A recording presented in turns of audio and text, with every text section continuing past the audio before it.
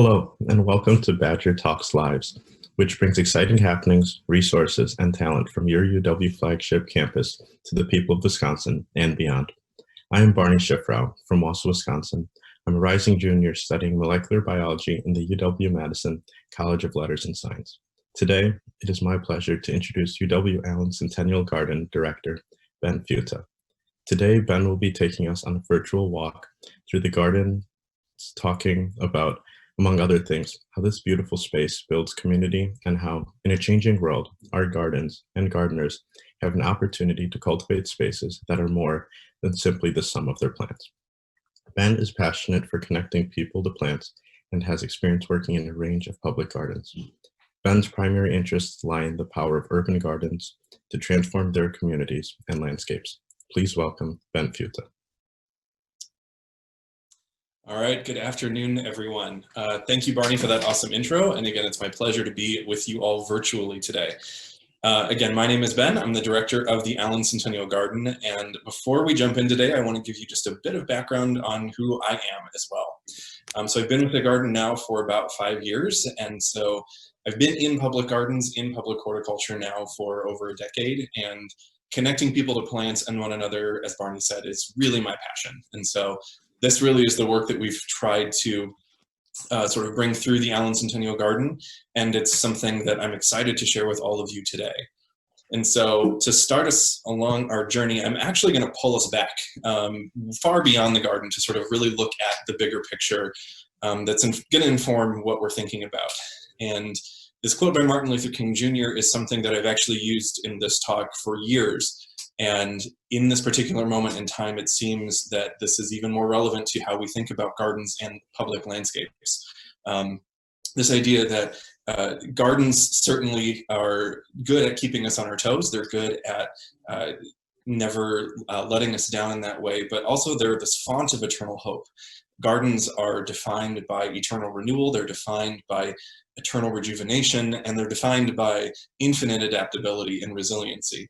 And so gardens really offer this incredible portal for us to support having difficult conversations, to support healing, to support coming together in safe spaces. And so that is really where the premise of this talk sort of begins.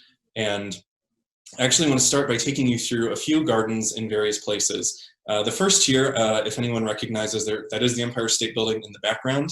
This is New York City. And so what you're looking at is the High Line. And the High Line is a linear garden space that really embodies this idea of renewal and healing and rejuvenation in urban spaces. And the High Line was, of course, this old sort of industrial elevated rail line that sort of cut through the heart of downtown, as you see here. And a little more than a decade ago now, the city came forward and said, you know, maybe it's time we demolish this. It's an eyesore, it's unsafe, all of those sort of things we hear in urban design. But a group of community members came together and said, wait, hold on a second. We think this could actually be something really special for the city and for our community.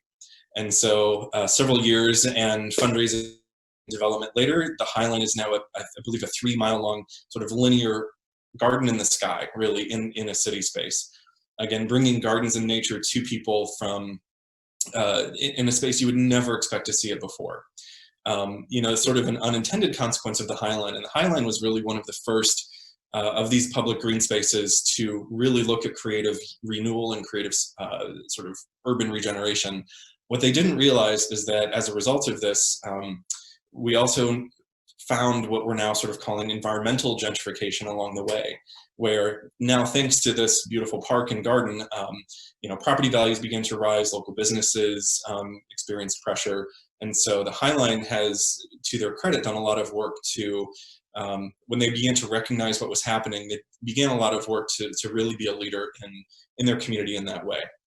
But it goes to show that there is, how do we balance this idea of access to green space and access to gardens for all equitably?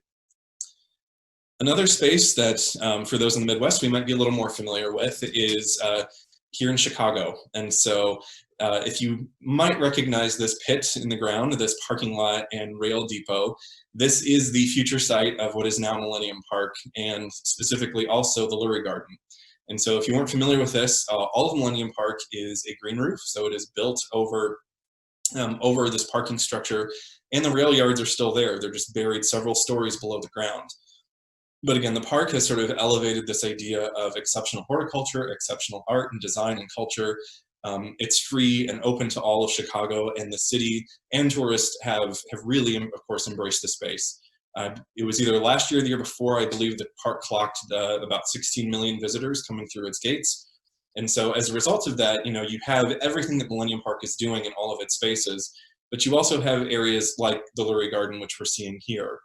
Again, Lurie is about 2.5 acres. It's sort of nestled into the one of the southern corners of the park. And again, it's bringing this sort of really robust urban ecology, this urban robust plant palette to the heart of a city. And so people are encountering plants in ways that we never really would have expected or thought about in previous times. We're also beginning to see sort of this emergence of green infrastructure, and green infrastructure is sort of a marriage of public garden spaces, but also things we think about like our roads and our sewers. And so here we're seeing things like a rain garden, which essentially is capturing runoff. It's reducing sort of the impact on our sewer systems. It's filtering water. It's providing homes for beneficial wildlife. But this is something that people might encounter just walking down the street. They don't even have to make a point of going to a destination, going to a garden. They're encountering these exceptional plants in all kinds of spaces. Some local hometown examples for us here in Madison. This is the Manag Terrace rooftop garden. This was redesigned by their gardens manager, Tony Gomez, a couple of years ago.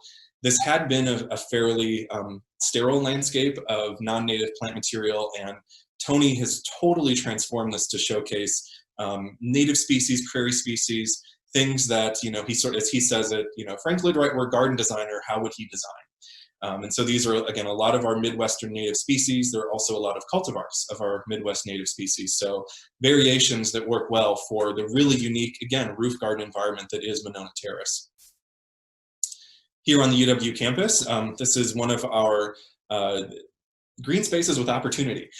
This is the Willow Creek corridor, and so just to sort of orient you, if you're familiar with campus, from this view, the vet school and the natatorium are off to your right, and off to your left is some recreational fields, the hospital, the Biotron, and the Walnut Street greenhouses.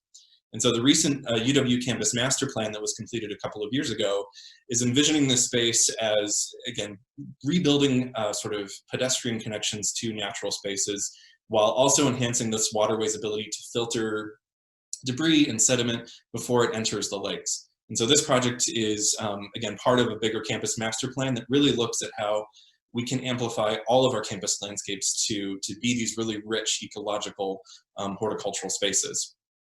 Now, all of these are different and in quite contrast to, again, what we might think of sort of as the traditional public garden. Again, when I say public garden, again, sort of in that historical context, we really think about this idea of what we call a living museum.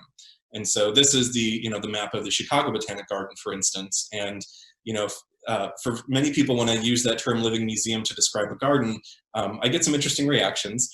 But ultimately what it means is that museums are about telling stories.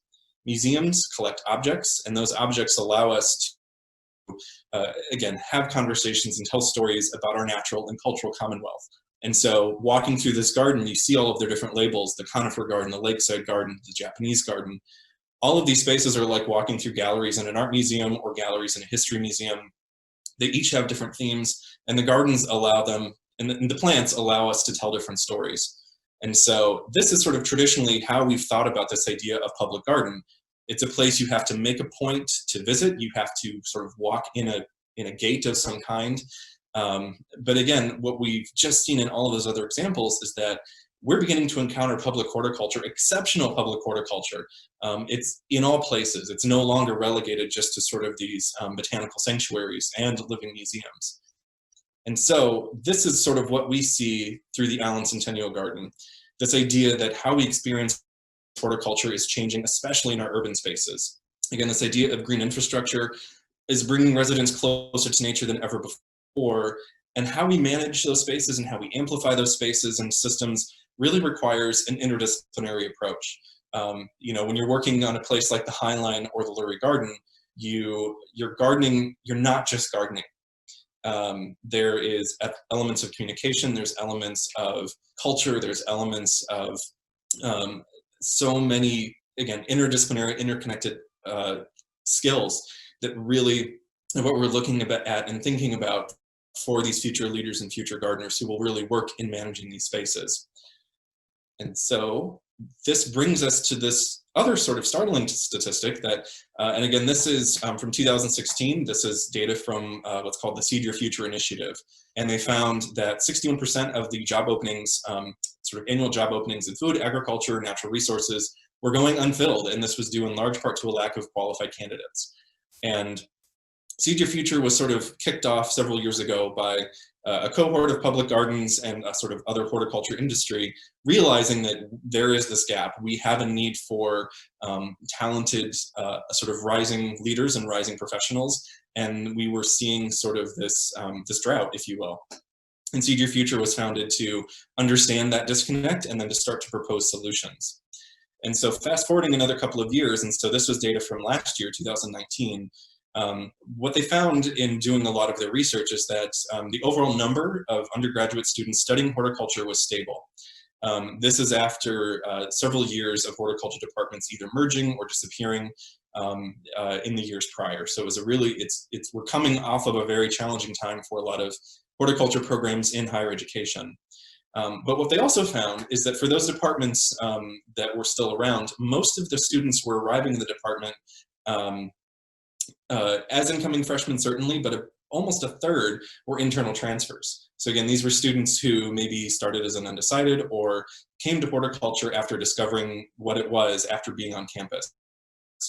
And so what we see in this is an immense opportunity to engage a broader campus community of student interests and students. Again, if we need interdisciplinary talent to manage and work in these new garden spaces, we also need students who represent an interdisciplinary background. And so this word cloud is actually a snapshot of the majors that applied for a garden internship in 2019. I'll talk a little bit more about this program a bit further in the presentation, but you know, these were internships to work in the Allen Centennial Garden on UW campus. And certainly horticulture is in there. You know, you see biology and you see everything else. This is just, you know, we see this and we get so excited because of the breadth and depth of interest that we're now seeing for people to sort of marry working with the environment and also doing something else that they love. We're realizing that they can go together. And again, this was our intern cohort that year, our amazing students. We had over 100 students apply in 2019 to work with us. And this was the cohort that we selected. Again, these students represented, not one of them was a horticulture major when they came in the door, but as sort of a result and as after going through our summer intern program, they are now, or they're discovering that horticulture is really something that they want to do. Ryan here is now working at the Greater Des Moines Botanic Garden as a horticulturist. Again, he graduated in community and environmental sociology, a very interdisciplinary sort of discipline here on the UW campus. But again, through a year-long apprenticeship with the garden, discovered and really found a passion for public gardens. And Tori, who is our current horticulture apprentice, again, our apprenticeships are essentially a year-long experience. You know, our internships are mostly condensed to summer. The apprenticeships are sort of spread out over a full growing season so that students can really get an idea for the full breadth and depth of what goes into a public garden, you know, beyond just the summer months. And again, Tori is a life science communications major, but is really also discovered this passion for public gardens. She's attending the virtual American Public Gardens Association conference this week on a scholarship. And so, you know, this idea that, again, students don't necessarily have to come from a traditional horticulture background in order to fill horticulture positions and these new positions that are sort of emerging every day. So this is what we see through the Allen Centennial Garden. We see this opportunity that public gardens really can be a gateway to recruit and train sort of these, what we would, I guess, call non-traditional students. And when I say non-traditional, again, I mean coming from a breadth and depth of backgrounds and disciplines to really start to fill some of these needs and you know, funnel people into working in the environment and working in the green industry where we need people. We need bodies right now, talented individuals. And so that brings us home. That brings us now to the UW campus. So this is the Allen Centennial Garden seen from above. And if you're not familiar with the garden, I will of course give just a brief little bit of shameless self-promotion plug for us. Again, similar to Lurie and Millennium Park, we are 2.5 acres. But again, as you can see, we really pack those 2.5 acres. Every sort of inch is filled with a thought and an idea. The garden in normal times is always open. We typically have no admission fee. Of course, right now that's very different. The garden has been closed since March. We are looking forward to reopening in a couple of weeks on July 6th by reservation. So it'll look a bit different to visit for the short term, but the idea is that, remember that sort of aerial image of the Chicago Botanic Garden and sort of that map of different spaces. Well, you can almost see that here as well. We have different garden zones. Each of those spaces helps us to tell different stories and convey, different things that certainly you can get a lot out of simply a passive walk, but there's also a lot of sort of story below the surface. But going back to this idea of, as a campus garden, this responsibility to recruit and develop and support future leaders, what does that look like through our space? And how do we go about doing that? And again, I mentioned at the start of the presentation, I've now been with the garden for just over 5 years. And when I arrived, I noticed something interesting. And it was that while the garden was always open and always free, no one was really visiting, especially our students. There was certainly that cohort of people who knew the garden, who loved the garden, and continued to visit. But the garden is surrounded by 20+ dorms. So we are in the Lakeshore neighborhood of campus. We're a stone's throw from Babcock Dairy Store. We're a block from the Lakeshore Path. We're sort of in between, residential space and academic space. And so thousands of students literally walk right past our gates every day. But as you look to sort of the right-hand side of the screen, you'll see that driveway there in front of the dean's residence, which is sort of the fixture of the garden. Again, you can see sort of our 2 entrance gates over there. But picture yourself as a freshman student who've just moved into one of the dorms. You might be walking by on your way to class, and just based upon the way the garden is designed with this driveway, you might sort of look inside and think, wow, the chancellor has a nice garden. The dean has a really nice garden. It feels like someone's front yard. It feels like someone's driveway. And so it isn't something that, overtly speaks to, this is a place where you can enter and this is a place where you can come inside. And to this day, I can still sort of recognize a freshman student or a new visitor based on the way they sort of, stand outside the gates and stand on their toes and look inside.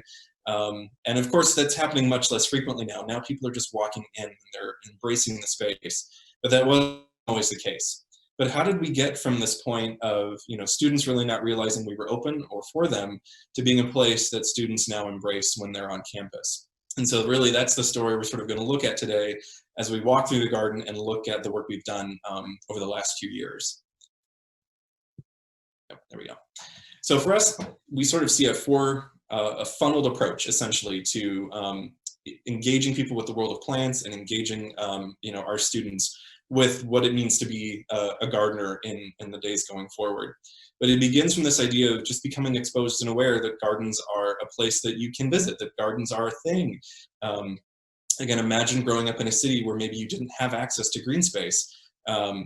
We need to make ourselves open and welcoming. Being open is not the same as being welcoming.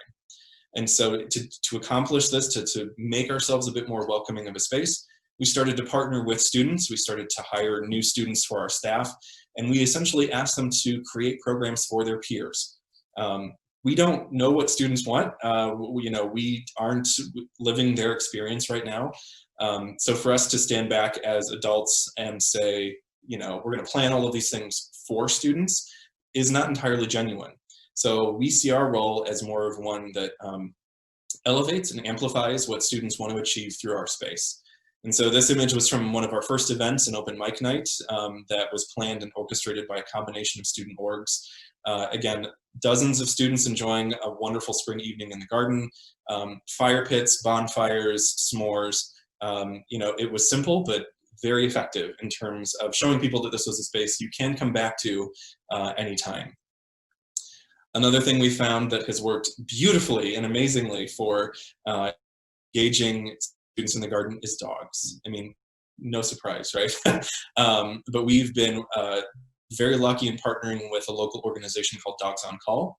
Now, Dogs on Call is typically, they will bring trained therapy dogs to campus and typically will visit places like the libraries, the dorms, the hospital, and sort of, again, help students de-stress throughout the year. We've incorporated, we invited Dogs on Call to sort of come to the garden as part of our Welcome Week activities, again, to show kids that the garden is open, you can come inside. And again, when there is a fluffy dog at the entrance, the gates essentially disappear entirely. We've also gone outside of the garden to sort of make our presence a bit more known. So here we are at the Memorial Terrace a couple of summers ago, making flower crowns. We brought material from the garden, and again, we brought the garden to the terrace. And so folks who were there for a pleasant evening essentially realized that, oh, there's a garden just 10 minutes down the lakeshore path. I should go check that out. And there really is something about flower crowns. There is some secret sauce magic ingredient here that everyone wants to make a flower crown. It's really quite amazing. But when we choose plant material for people to work with, we're intentionally choosing things that are fragrant, that are sensory, so that we're engaging as many senses as possible. Because again, imagine someone coming into the garden who's never engaged with plants before, who's never gardened before. Plants may feel like a very delicate, fragile, foreign, frightening thing, perhaps. But essentially here we're saying they're not. Gardening is tactile. Gardening is this relationship with plants. And so you want to touch. We want you to, gardening is a immersive sensory experience. And building flower crowns is sort of a way to start to break down some of those barriers that folks might have with in thinking about how they interact with plants. And when I say everyone makes a flower crown, I'm not kidding. They are one of our most popular activities at any student event that we do. And again, here they're just every student on our terrace is making a flower crown. It's pretty spectacular. So essentially we've exposed students to the idea that plants are a thing. They're aware that the garden exists. Now, as we start to go a little bit deeper, we want to start to build affinity for plants. And so this idea that more than just knowing they exist, we want you to like plants. We want you to think plants are cool too. We love plants. You love plants, right? So how do we go about building this attraction? How do we go about building affinity? Well, it can look like this. So this is a line to enter the garden last fall semester. By the way, the entrance to the garden, if you follow that sidewalk all the way down to the corner, that's the corner of Babcock and Observatory Drives, wraps around the corner, and that is actually where you enter the garden. This was the line for Plant Adoption Day 2019. Plant Adoption Day is one of our newer student events. Again, it is planned and coordinated by and for students. Students determine what plants are grown. They manage a Instagram page for sharing plant information as well, which we'll look at a bit more in a bit. But this idea that, essentially what we're doing is trying to empower students to realize that, you can be successful growing plants in your dorm room, in your apartment. And again, this past year, 2019, we had just over 1,200 students attend our welcome party. Again, this was the event with dogs and s'mores and music.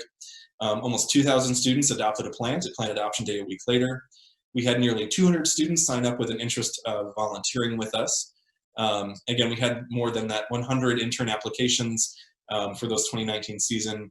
And essentially what you're seeing here is that funnel that we're starting to look at. Students became aware of plants through the welcome party and Plant Adoption Day. And then they started to move deeper as they applied for internships and thought about volunteering with us. That's sort of going and moving to a deeper level of engagement. And so as another, I love numbers, I love data. So last year we captured data to know more about the students we're visiting. What are your interests? What are you studying? What are you thinking about? And what we found is that overall, the College of Ag and Life Sciences certainly which is the sort of College of the Garden calls home. The College of Ag certainly represents a larger share of our audience, but the College of Letters and Sciences actually represented an even bigger chunk of our audience. Again, the Nelson Institute and College of Engineering as well, we saw a proportionally higher number of their students attending these two events, our Welcome Party and Plant Adoption Day. But of course, then as we look at the other schools, those in blue, we saw a slightly less proportion of their students coming through the doors. But again, you can see from those numbers in the far right-hand column, essentially, we're reaching almost equivalent to what undergraduate enrollment at UW looks like. Across the board, we're seeing a fairly, we saw representation from each one of these disciplines come through our door. And so we had a comment come in here. So comment on signage from Ruth. What does signage on the corner say? Perhaps signs on the fence on Observatory Drive indicating it's a free garden, either entering either side would be helpful. So Ruth, yes, actually this is a big piece of some sort of our long-range master planning, and one of our quarantine projects has actually been doing a signage and wayfinding master plan, which is just now entering its very final stages. We're sort of putting a bow on that at the moment, but that is exactly what those projects are meant to deal with, is sort of more permanent signage, more perennial signage that really tells the story that the garden is here and open beyond programs itself. So we've exposed students to the garden. We've started to build affinity for the garden through Plant Adoption Day and these other events. Now we start to ask ourselves, how do we make plants more like dogs? And again, this is a question that raises a few eyebrows usually when I throw it out there. But what I mean by this is, how do we make plants, how do we position plants as what we call social objects? So social objects is this concept that, using the dog as an example, a dog is a social mediator. It is something that can break down a barrier between you and a stranger. So if you own a dog, if you've ever had a dog, if you're walking down the street and encounter a dog, you've probably had this experience where you might start talking to someone else on the street or another dog's owner, but you're not really talking to that person directly. You're sort of talking to them through the dog, like, oh, how are you this morning? Oh, what did you, what's your name? The dog's not responding to you. The owner's responding to you. But again, that dog has taken on the role of being a social object and a social mediator that has allowed two very different people, perhaps from the same community, perhaps not, to come together and start to have a conversation with one another. And so the dog has broken down some barriers and made it easy. So how do we make plants more like dogs? Well, it can look like this. This is an image from our Drag Queens and Daylilies event, which typically we host in July every year. We invite local Madison queens to come to the garden and share the story of, again, LGBTQ experiences. But we also ask them to share and draw parallels between the drag queen experience and the horticulture experience. And so this is really where we again start to unpack that idea of the culture in horticulture. So here in this activity, you're seeing Miss Lucy here with the sash and the rainbow gown, leading an activity on plant breeding. And so we start this activity by Lucy saying, all right, hi, I'm a drag queen, my name is Lucy. Here's some information about drag culture. Drag queens are sort of come together through this idea of houses, sort of these shared relationships. Everyone in a house sort of shares similar characteristics. So maybe, it's big hair, or they're dancers, or they're comedy queens, whatever that might be. As new drag queens sort of come into the fold, they they absorb those characteristics and make them their own. Well, it might interest you to know that plants work exactly the same way. And so then we start to ask people, well, what do you see that's similar between a drag queen, myself, and these plants right in front of you? And people will typically give answers like, well, colorful, flamboyant. They are, no two are the same. They're all unique. And those are all accurate, and those are all true. Another joke we like to make is that, daylilies, that each flower lasts a day. Drag queens usually look really good for the first day, but it isn't something that's meant to go on past that. It needs a little refresh. And so daylilies, the plant behaves in a very similar way to how drag queens enter the world. And so then we start to talk about, there's these people out there called plant breeders. And plant breeders are kind of like drag houses, where they might, you might have a plant breeder that really likes frilly petals and taller flowers, or later blooming flowers, or flowers with fragrance, all of these different characteristics. And as we're breeding plants and as we're creating new plants, we're bringing those characteristics forward.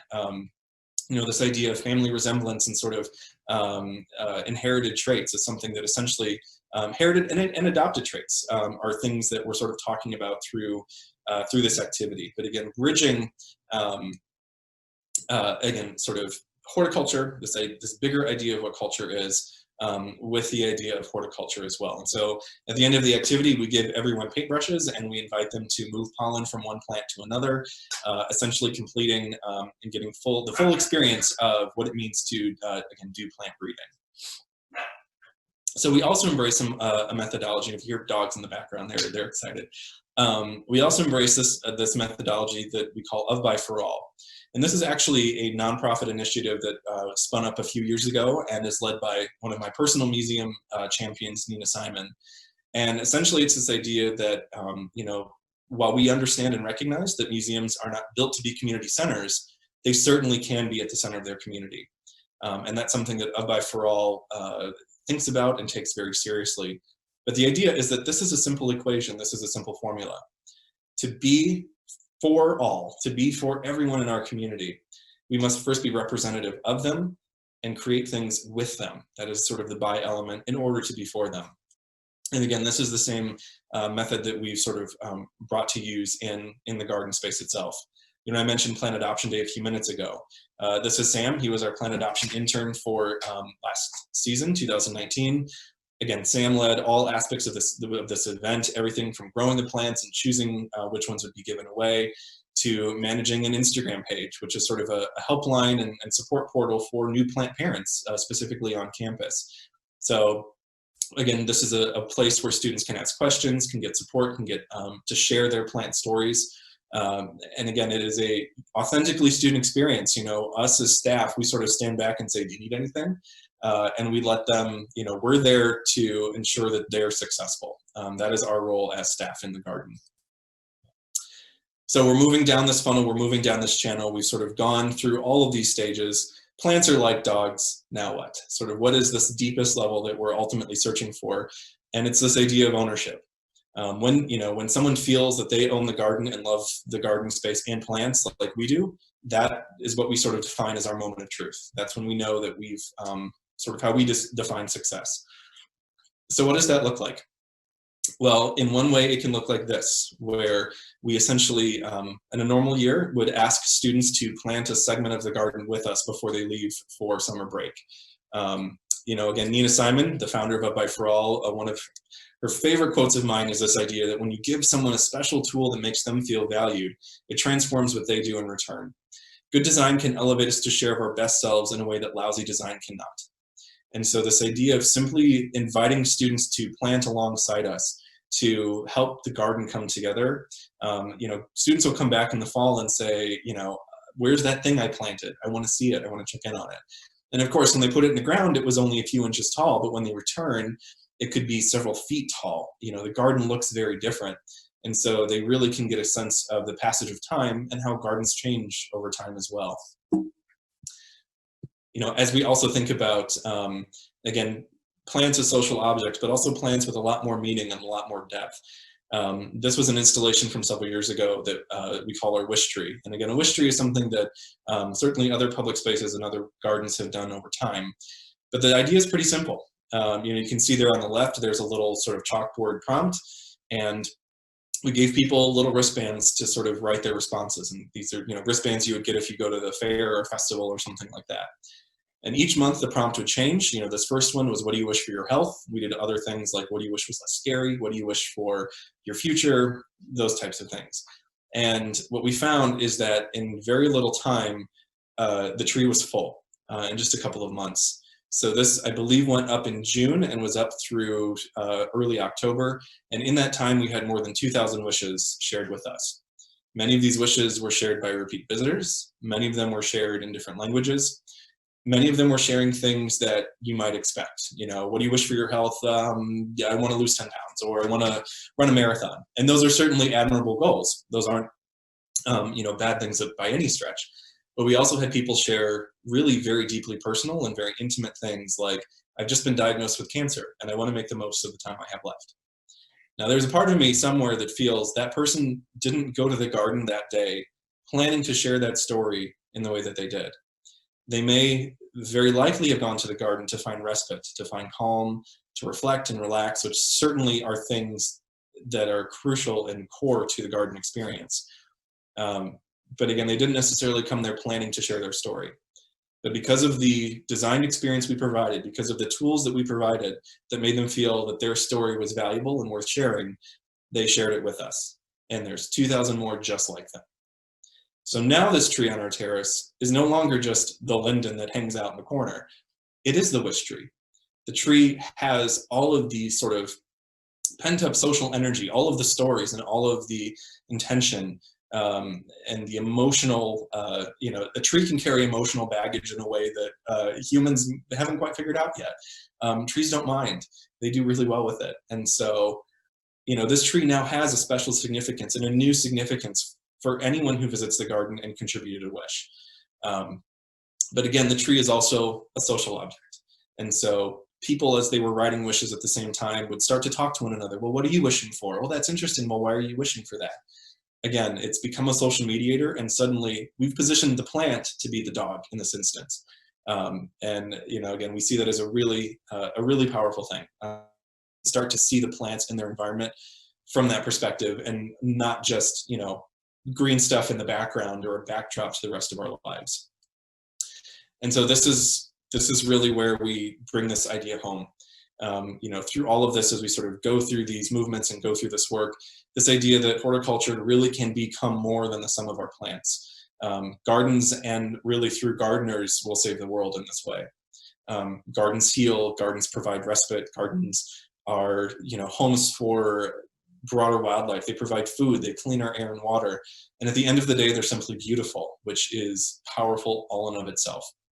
And so that is how our garden is trying to sort of, again, bridge that gap a little bit between the needs that we see in our changing world, again, how people are encountering plants outside of campus across the world, but then also how that comes down to how we behave and how we act in our own space.